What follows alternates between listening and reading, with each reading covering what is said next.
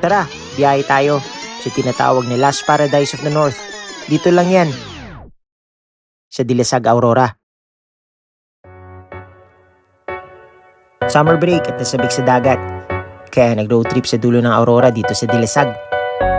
8 oras na biyahe pero hindi napagod. Dahil kasunuran na anak ko sa pagmaneho maliban kay misis, kaya ako, chill lang. Chill lang dahil nakaka-chill naman talaga ang tanawin kahit mahaba ang biyahe. Pagdating pa lang, naghanap agad ng spot. Marami pang ibang spot dito, pero ito ang una kong nakita. Nakakamangha kasi may maliit na lagoon na kumukonekta sa dagat. Malamig ang tubig at napakalinaw. Kaya wala nang pahinga. Tampisaw agad. Minsan ang pagod sa trabaho, hindi na nakukuha sa tulog lang. Kailangan din ng dagat therapy.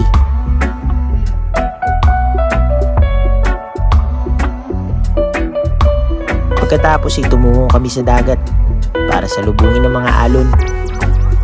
Napakagandang tanawin. Ang makita mo, mga anak mo na nag-aabulan at masaya pagkatapos na nakakapagod na linggo sa trabaho.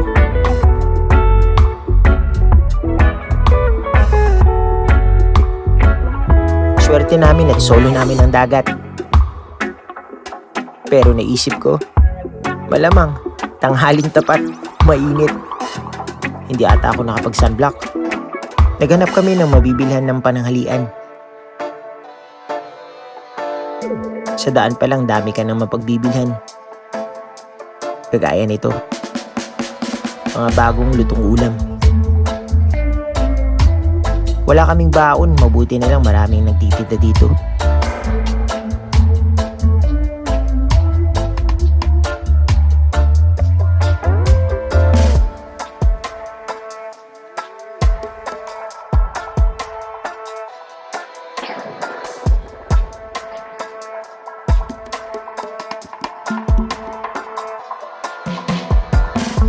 Walang signal, blessing in disguise. Tunay na pahinga. Ang maririnig mo lang ay ang mga alon at boses ng pamilya mo masayang na nagkukwento.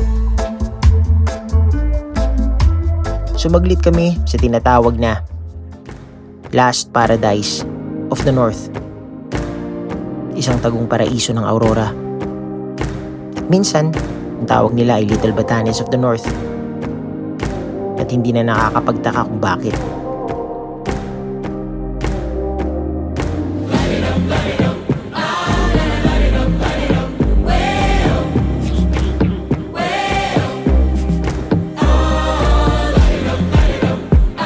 Ito ang parang hills. The Last Paradise of the North.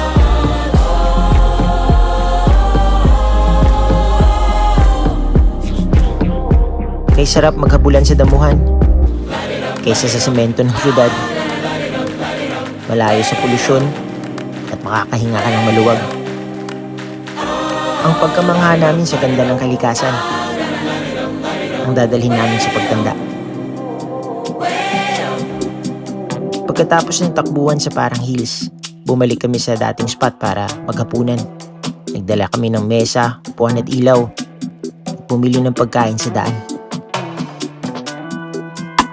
Naganap ng matutulugan dahil bukas uuwi na kami. Kinabukasan bago umuwi, bumalik kami sa parang hills. Dahil parang may magandang spot kami na na-miss.